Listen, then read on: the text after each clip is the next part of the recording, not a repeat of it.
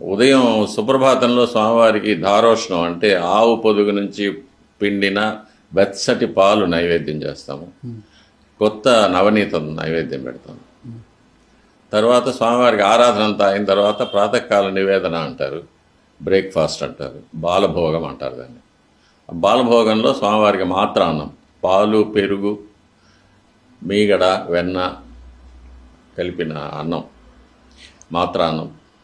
తర్వాత ముద్గా అన్నం అంటే కట్టె పొంగలి, తింత్రినీల సాన్నం అంటే పులిహోర, చక్కెర పొంగలి, గుడా అన్నం.